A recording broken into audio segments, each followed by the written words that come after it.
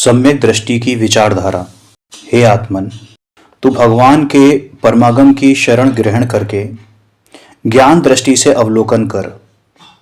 8 प्रकार का स्पर्श, 5 प्रकार का रस, 2 प्रकार का गंध, 5 प्रकार का वर्ण, ये तुम्हारा रूप नहीं है, ये तो पुद्गल का रूप है। क्रोध, मान, माया, लोभ, ये तुम्हारा रूप नहीं है।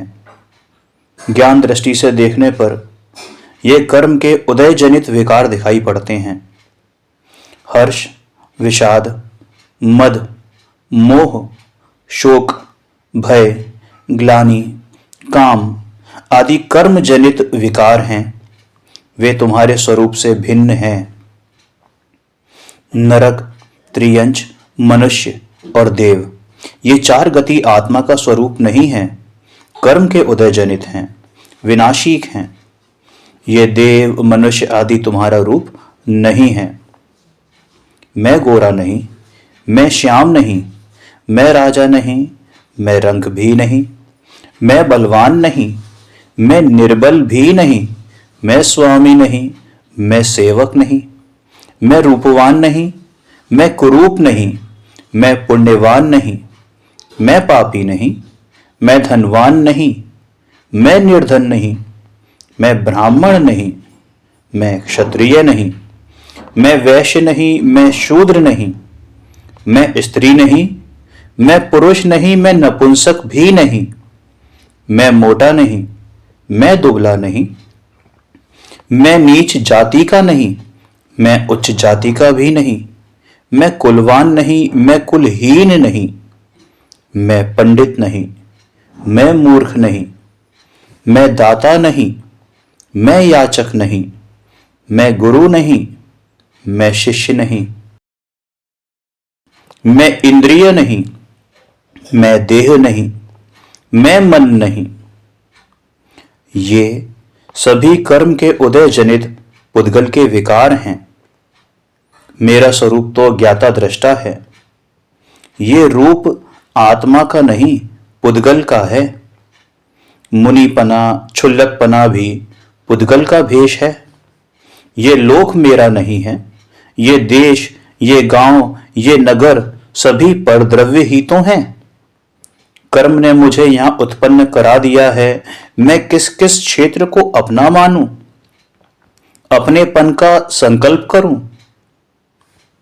सम्यक दृष्टि के निरंतर ऐसा दृढ़ विचार होता है। वहीं दूसरी ओर मिथ्या दृष्टि की विचारधारा कैसी होती है? मिथ्या दृष्टि परकृत पर्याय यानी शरीर में अपनापन मानता है। मिथ्या दृष्टि का अपनत्व जाति में, कुल में, देह में, धन में, राज्य में, ऐश्वर्य में, महल में, मकान में, कुटुंब में है। इनके साथ ही हमारी घटी, हमारी बढ़ी, हमारा सर्वस्व समाप्त हुआ। मैं नीचा हुआ, मैं ऊंचा हुआ, मैं मरा, मैं जिया, मेरा तिरस्कार हुआ, मेरा सम्मान हुआ, मेरा सब कुछ गया इत्यादि पर वस्तु में अपने पने का संकल्प करके, महा आर्त ध्यान, रौद्र ध्यान करके दुर्गति को पाकर संसार परिभ्रमण ही करता है। मिथ्या दृष्टि जीव जिन धर्म का कुछ अधिकार पाकर, कुछ थोड़ा बहुत ज्ञान प्राप्त करके, अपने नए नए परिणामों से काल्पनिक युक्तियां बनाकर, लोगों में भ्रम उत्पन्न करके, 5 आदमियों में अपने को महान ज्ञानी कहलाकर, मिथ्या लोगों में भ्रम उत्पन्न करके, 5 आदमियों में अपने को महान ज्ञानी बतलाकर, मिथ्या अभिमान कर आगम विरुद्ध अनेक कथन करता है। कृतघ्नि होकर जिन शास्त्रों की निंदा करता है, विशिष्ट ज्ञानियों, बहुज्ञानियों की भी निंदा करता है।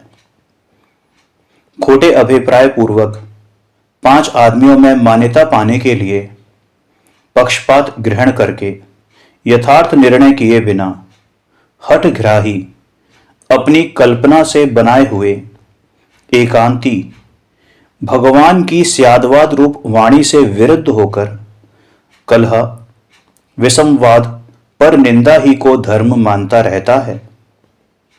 कितने ही तो मिथ्या दृष्टि थोड़ा बहुत बाहरी त्याग करके, स्नान कर भोजन करके, अन्य देव आदि की वंदना का त्याग करके, अपने को कृत्य मानते हुए संसार के जीवों की निंदा करके अपने को प्रशंसा योग्य मानते हैं।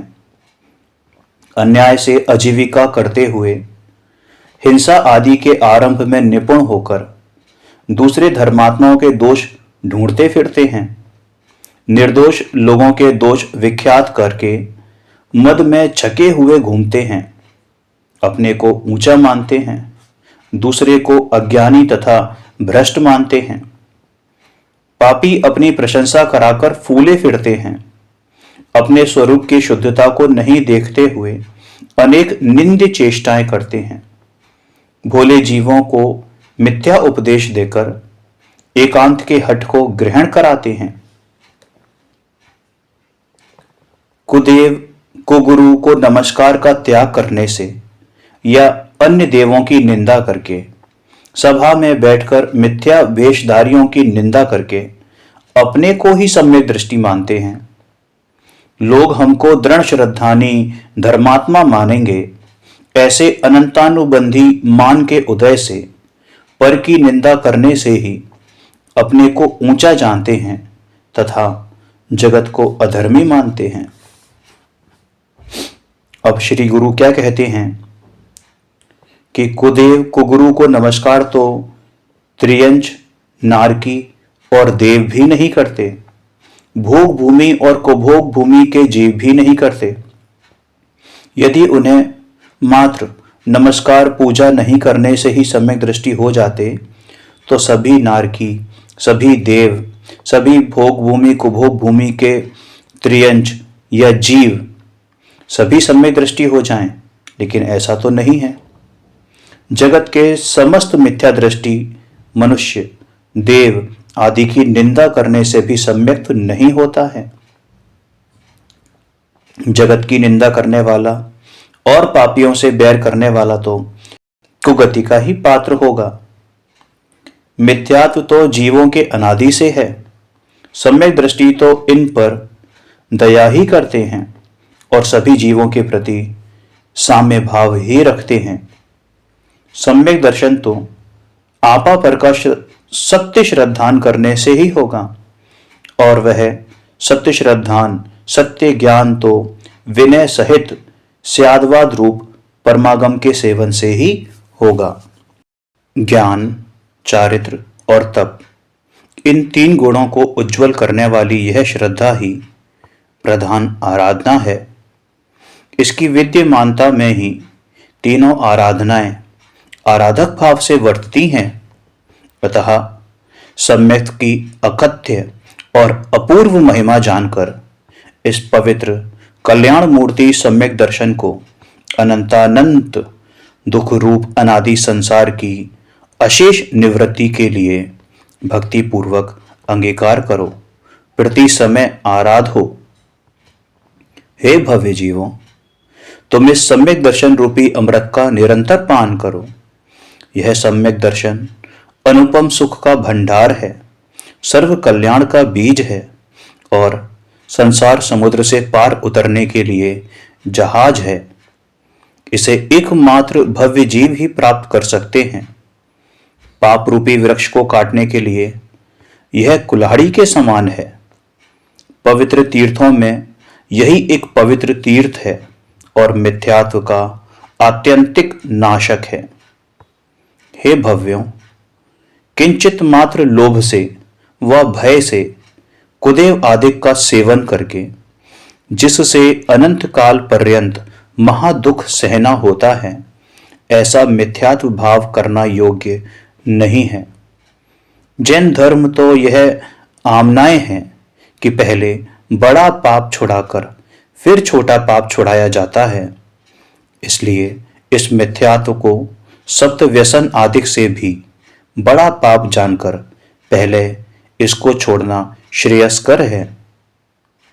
प्रारंभ में सर्व प्रकार के प्रयत्न से कैसे भी करके मर पच कर के भी सम्यक दर्शन उत्तम रीति से अंगीकार करना चाहिए, क्योंकि सम्यक दर्शन के होने पर ही ज्ञान और चारित्र सम्यक पने को प्राप्त होते हैं। जैसे बीज के अभाव में वृक्ष की उत्पत्ति, स्थिति, वृद्धि और फल की प्राप्ति असंभव है, उसी प्रकार सम्यक के अभाव में ज्ञान और चारित्र की भी उत्पत्ति, स्थिति, वृद्धि और फल की प्राप्ति नहीं होती। सम्यक दर्शन मोक्ष मार्ग का खेवटिया है। सम्यक दर्शन के समान तीन काल और तीन लोक में प्राणियों की कल्याणकारक अन्य कोई वस्तु नहीं है। एक ओर सम्यक दर्शन और दूसरी ओर समस्त जग, फिर भी सम्यक दर्शन का पलड़ा हमेशा ही भारी रहा है। सम्यक दर्शन का लाभ श्रेष्ठतम है, क्योंकि तीन लोक का राज्य तो मिलने पर भी सीमित काल में छूट जाता है, लेकिन सम्यक दर्शन तो जीव को अक्षय सुख प्राप्त कराता है।